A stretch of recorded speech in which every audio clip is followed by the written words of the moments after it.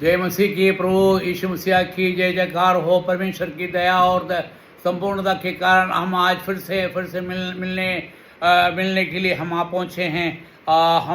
हमने पिछले बार हमने देखा कि प्रभु हमें क्या क्या आशीष दिए हैं, हमने उसके बारे में हमने बहुत कुछ सुना है। प्रभु आज एपिसोड 23 के भाग में अपन जा रहे हैं और स्वर्ग की राह की हम उस राह की ओर जा रहे हैं कि हम प्रभु हमको क्या दिया और हमने उसको किस प्रकार से ठुकराया, ये हमने देखा।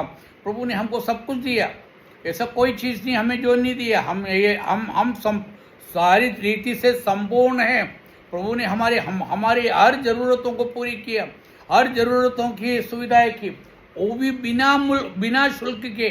एक भी चीज़ का एक भी शुल्क नहीं लिया, कोई टैक्स नहीं, कोई पैसे नहीं। और उसके बाद हम क्या कर रहे हैं? और आज दुनिया में क्या हो रहा है? हम प्रभु को जीतने की कोशिश कर रहे हैं। हम ये समझ रहे हैं कि हम स्वर्ग में जाएंगे, हम स्वर्ग में जाके रहेंगे और हमको सूर्य और चंद्रमा के पास जाके रहना है, हमें तारों के पास जाके रहना है। और इस प्रकार के बहुत से सोच करते। और कितने करोड़ों रुपए, कितने बिलियंस रुपए डॉलर्स उनको खर्च करना पड़ता मालूम है। उसके बाद भी क्या वो सक्सेस हुआ है? बाकी प्रभु ने हमको ये देखना चाहिए कि प्रभु ने हमको क्या दिया है। प्रभु ने हमको सब कुछ दिया है, हमारी हर ज़रूरतों को प्रभु ने दिया। प्रभु ने जब हमको बनाया उसके पहले क्या करा? सभी जानवरों को बुलाया। वो हमको खेलने के लिए बनाया गया है। हमारी ज़रूरतों की हम जैसे यदि एक माता पिता उनका पहला बच्चा पैदा होते हैं तो क्या करते हैं? मुझे मालूम नहीं, यहाँ पर भी ऐसे ही होते हैं या अमेरिका में क्या होते हैं? कि जैसे उनका बच्चा पैदा होने वाला है तो क्या करते हैं? उस पूरे रूम को पेंट करता है और उनको मालूम पड़ जाता है ये बच्चा है या बच्ची है। और बच्ची है तो वो पिंक कलर में और दूसरा है तो नीला कलर में। इस प्रकार से उसको पेंट करके उसके बाद वहाँ पर हर खिलौने लेके आते हैं, हर चीज़, उसके पालना, उसके पाम्पर्स हुआ, उसके दूध पीने का बर्तन हुआ, हर चीज़ को लेके आते हैं और हर चीज़ को वहाँ पर संभाल के रखते हैं। और काय के लिए? वो बच्चे के आगमन के लिए। उसी प्रकार से परमेश्वर ने क्या करा मालूम है? हमको बनाने के पहले उन्होंने क्या करा मालूम है? सारे जानवरों को बनाया, सारे चिड़ियों को बनाया, सारे मछलियों को बनाया, हवा को बनाया, हमारे लिए धरती बनाया, हमारे रहने के लिए सूर्य, रात में रूल करने के लिए, रात में लाइट देने के लिए, प्रकाश देने के लिए चंद्रमा को बनाया, तारों को बनाया। और यही नहीं, हमको दिन में देखने के लिए सूर्य को बनाया। हर चीज़ को हमारे लिए बनाया। हमारे लिए खाने पीने के लिए हमको क्या चाहिए था, उसके लिए हमको फल और पौधे, फल और क्या कहते हैं, सब्जियां की जरूरत थी, उसको ला के दिया। ये सब बेमोल का है, बिना मोल का। हम इसका एक भी पैसा नहीं दिए, सब परमेश्वर ने सब कुछ दिया है। हमारी जरूरत के हर चीज़ों को उसने दिया। और उसके बाद हम क्या, ये एक जो शैतान जो है आपको फुसला के क्या करा? परमेश्वर से आपको दूर कर दिया, परमेश्वर से नाता तोड़वा दिया, परमेश्वर के पास जाने लायक ना रहे, परमेश्वर से हमें कोई मुलाकात करने ना रह पाए। जहाँ पर रोज परमेश्वर आपसे मुलाकात करने के लिए आते थे, वहाँ पर परमेश्वर का आना बंद हो गया। परमेश्वर को इन लोगों को बाहर करना पड़ा।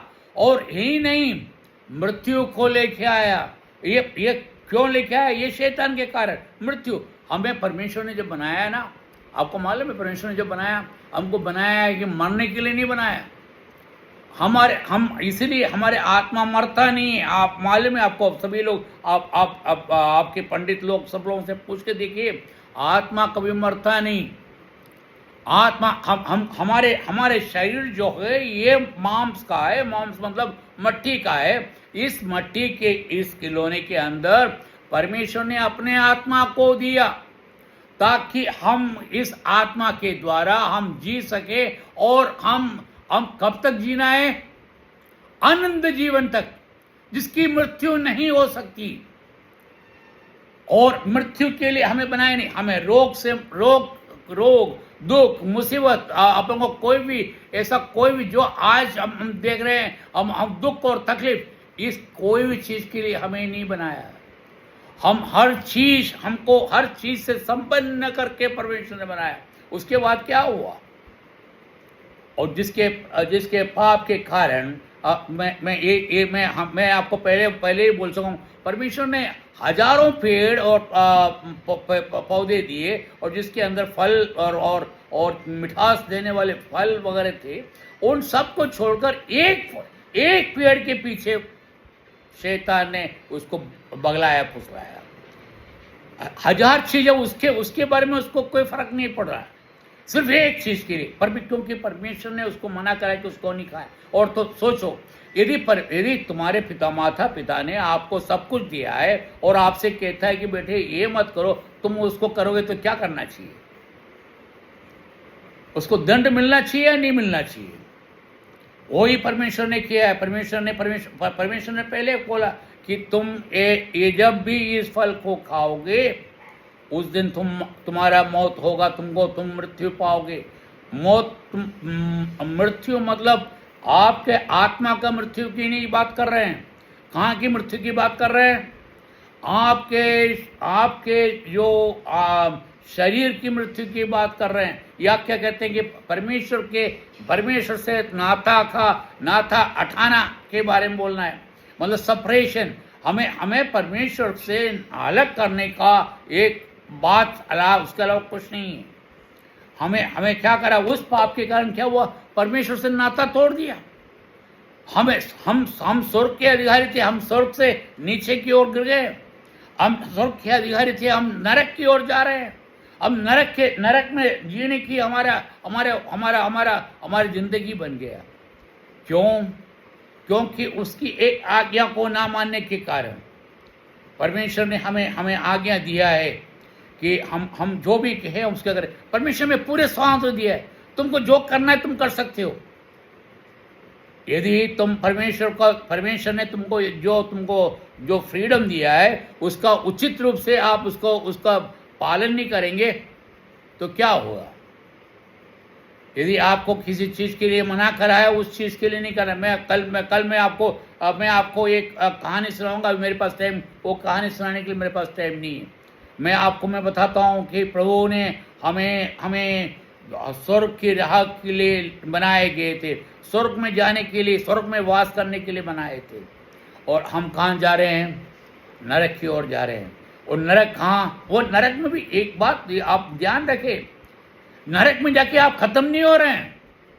नरक में ही आप युगानुयुग वहीं पर पढ़ना है और वहीं सड़ना है, वहीं पर जलना है, वहीं पर तकलीफें लेना है, वहीं पर आपको हर मुसीबत का पाला करना है। और उसके बजाय आप स्वर्ग में जाएंगे तो आपको वहां पर खुशी और सुख और हर चीज की समृद्धि, हर सब कुछ है। आपको कहां जाना है?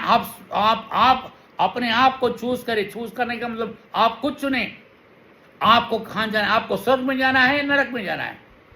दोनों का स्वातंत्र आपको, दोनों के लिए आपको स्वातंत्र दे, मतलब आपका दोनों के लिए प्रभु ने आपको ये दिया है कि आपको जो चुनना चाहे वो चुन सकते हैं। आप स्वर्ग जाना चाहते हो स्वर्ग जा सकते हैं, नरक जाना है तो नरक जा सकते हैं।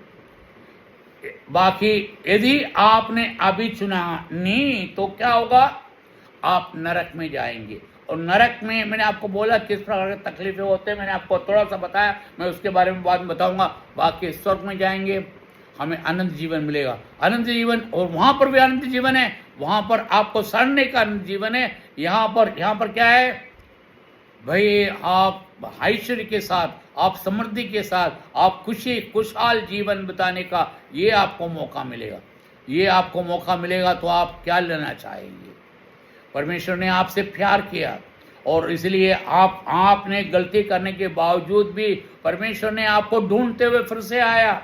उसने अपने एकलौता पुत्र को दिया ताकि आपको आपको अनंत जीवन मिले। वो आपको बचाने के लिए वो खुद इस धरती पर आया और आपके लिए आपके दंड भुगतने के लिए वो उसने अपने दंड को आपके दंड को भुगता। वो आपके लिए क्रूस पे चढ़ा गया। जो क्रूस का मृत्यु हमको मिलना था वो क्रूस वो चढ़ा गया और वही नहीं, वो मारा गया। हमको मरना था, वो मारा गया। वो मरने के बाद वो जी उठा।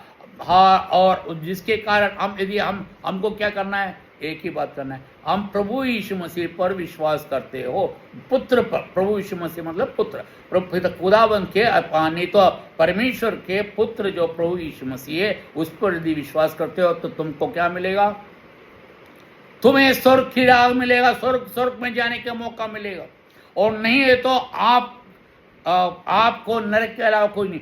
हमारे दुनिया में, इस दुनिया में बहुत से भगवान लोग आए, बहुत से भगवान लोग आए, बहुत से बड़े बड़े लोग काम करने वाले हैं। कोई भी मौत से कोई भी नहीं बचा, सिर्फ प्रभु यीशु मसीह के अलावा। हर व्यक्ति नरक में से होते हुए गए, नरक की ओर ही गए। और उनके हर किसी के कब्र अभी भी खुला बंद पड़ा हुआ है। अब कोई एक भी खबर खुला नहीं, सिर्फ प्रभु यीशु मसीह के अलावा। यदि प्रभु यीशु मसीह को विश्वास करते हो, आज आप उद्धारकर्ता आप स्वीकार करते हो, प्रभु आपने मेरे पापों को मोचित किया है और मैं यदि पूरी तरह विश्वास करता हूँ, मेरे पापों को क्षमा करो, ऐसा करके प्रार्थना करेंगे, आप प्रभु आपको अपना बेटा बनाएंगे, अब बेटी बनाएंगे और प्रभु आपको स्वर्ग में ले जाएंगे।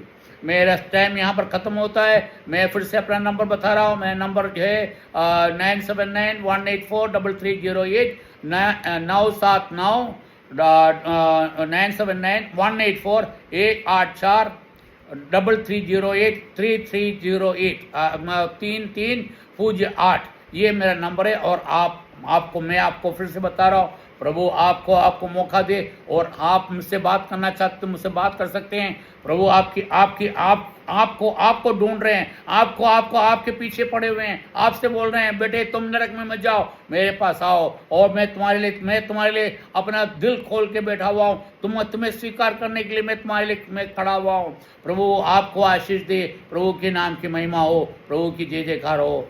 आमीन।